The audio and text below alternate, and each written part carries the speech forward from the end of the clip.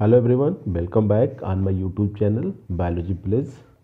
Students, आज हम लोग बात करने जा रहे हैं, बहुत ही अच्छी न्यूज़ है जो कि Uttar Pradesh public service commission की तरफ से गवर्नमेंट इंटर कॉलेज में बॉयज़ के लिए और गर्ल्स दोनों के लिए बायोलॉजी प्रवक्ता और बहुत सारे दूसरे सब्जेक्ट की भी वैकेंसीज आ गई हैं। नोटिफिकेशन हो गया है और लोगों ने अप्लाई करना शुरू कर दिया है, तो आप भी बिना देर करे हुए अप्लाई करना शुरू कर दें। तो हम देख लेते हैं गाइज, इसमें जो डेट है वो आपकी कल से शुरू हो गई थी, मतलब 22 दिसंबर।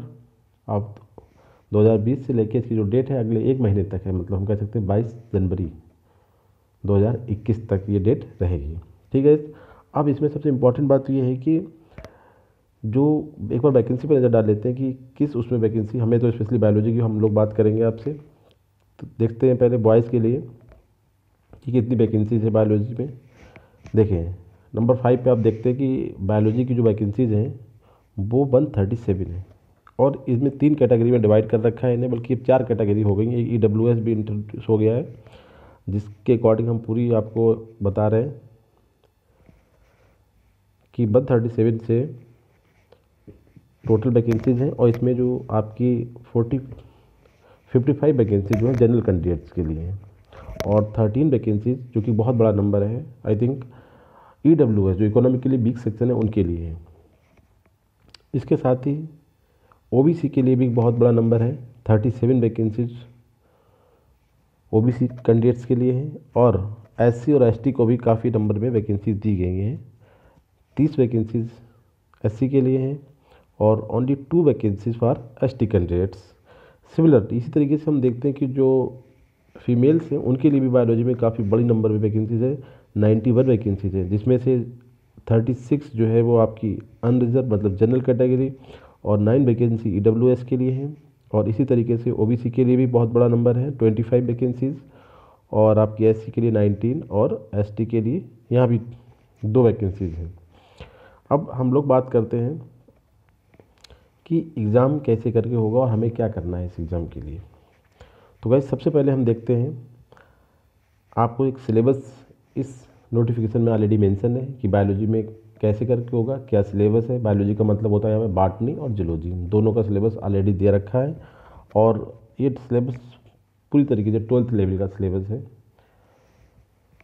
इसके बाद यहाँ पे कुछ इंपॉर्टेंट चीज़ें और भी होने जा रही हैं, जिसके बारे में हम बात कर रहे हैं कि सिलेबस होगा कैसे करके, एग्ज़ाम का क्वालिफिकेशन कैसे करके होगा। तो सबसे पहले आप हमारा जो हमने एक नया पेज इसमें ऐड किया उसे देखते हैं। उससे आपको बिल्कुल बहुत ही कम टाइम में पूरा प्रोसीजर क्लियर हो जाएगा। हम लोग देखते हैं, देखिए इसमें 2 एग्ज़ाम होंगे। सबसे पहले यूपीएससी ने इस बार स्टेप लिया है कि इसने इंटरव्यू ख़त्म कर दिया है। उससे कुछ लोग बहुत ज़्यादा खुश हैं और कुछ लोग थोड़ा सा वो भी रखते हैं कि शायद इंटरव्यू होना एक अच्छा था, एक अच्छे कैंडिडेट निकल के आते एग्जाम्स के लिए। बट फिलहाल जो है कि कमीशन का फैसला है, जो डिसीजन था कि उसमें इंटरव्यू नहीं होंगे, आपको प्री और उसके बाद मेन एग्ज़ाम क्वालिफाई करने के बाद ऑन द बेसिस ऑफ जो नंबर ऑफ वैकेंसीज है डायरेक्ट मेरिट के थ्रू एडमिशन अपॉइंटमेंट मिल जाएगा। प्योरली गवर्नमेंट कॉलेज हैं जो किसी तरीके का इसमें सेल्फ या एडिट कॉलेजों का नंबर नहीं है, प्योरली गवर्नमेंट टीचर बनने जा रहे हैं। तो हम देखते हैं इसमें 2 पेपर होंगे, प्री एग्ज़ाम 2 आवर्स का होगा। ठीक है। सबसे इंपॉर्टेंट जानना है हमें कि इसमें नेगेटिव मार्किंग है और वो है 0.33%, मतलब 1/3 की नेगेटिव मार्किंग है। और इसमें जो टोटल क्वेश्चन होंगे वो आपके होंगे 120 क्वेश्चन। टाइम कितना है? 2 घंटे का।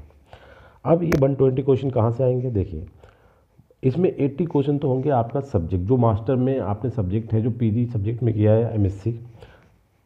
अब चूंकि एग्ज़ाम है इंटर कॉलेज का, तो इंटर कॉलेज में आप अच्छी तरीके जानते हैं कि ना तो बॉटनी होता है ना जूलॉजी होता है, वहाँ पे होता है एक ज्वाइंट सब्जेक्ट जिसे हम बोलते हैं बायोलॉजी।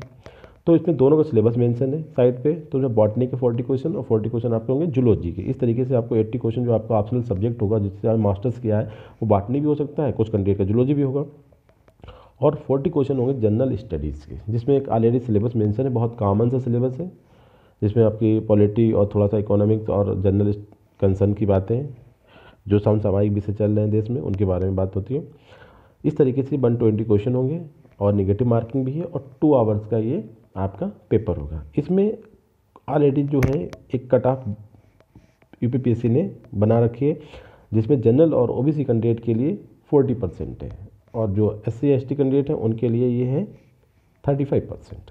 तो कहा जी बहुत सिंपल सा है कि 120 क्वेश्चन से 40 क्वेश्चन ऑब्टेन करने हैं, 40 क्वेश्चन हमें 40% नंबर लाने हैं। तो एक क्वेश्चन के लिए यहाँ पे मिलते हैं आपको 2.5 मार्क्स। क्वेश्चन का नंबर है 120, तो टोटल मार्क्स होगा आपके 300। 300 का 40% लाने के लिए हमें केवल 48 क्वेश्चन करेक्ट करने हैं। मतलब 120 में से आपको ओनली एंड ओनली 48 क्वेश्चन आपको टिक करने हैं करेक्ट आंसर। अगर आपके 48 क्वेश्चन आपको मिल रहे हैं तो आप एग्ज़ाम क्वालिफाई कर जा रहे हैं जनरल कैंडिडेट के लिए, और थोड़ा सा कम 35% है एसटी एंड एससी कैंडिडेट के लिए। अब अगर आप ये एग्ज़ाम क्वालिफाई करते हैं तो आपको फिर मेन एग्ज़ाम में बैठने का चांस मिलेगा।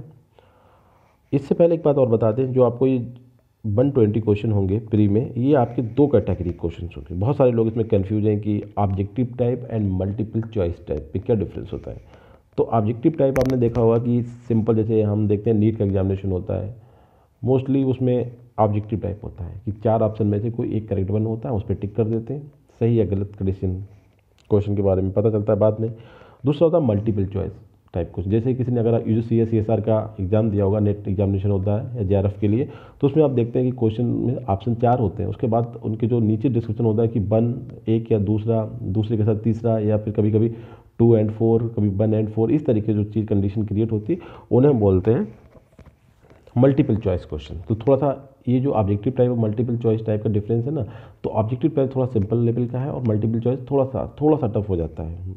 ठीक है, इस तरीके से क्वेश्चन होंगे आपके 120। इसमें से आपको 40% नंबर लेके एग्ज़ाम को क्वालिफाई करना है। अब आप आ गए मेन एग्जामिनेशन में। अब मेन एग्जामिनेशन जो टोटल होगा वो आपका होगा 400 मार्क्स का। ठीक है, इसी के बेस पे आपको फाइनल सिलेक्शन मिलेगा। 400 जो नंबर है ये डिवाइड है टू पार्ट्स में, कहना चाहिए कि पहला एक पार्ट होगा जो कि 100 नंबर का होगा और इसमें आपको 2 घंटे का टाइम मिलेगा।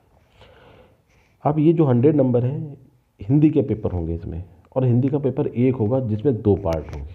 ठीक है, 2 पार्ट का मतलब 100 नंबर है तो 50 और 50, तो 50 नंबर में आपसे पूछा जाएगा जनरल हिंदी के बारे में, जो पर्यायवाची होते हैं, तत्सम विलोम सब जो हम बोलते हैं वो सब होंगे।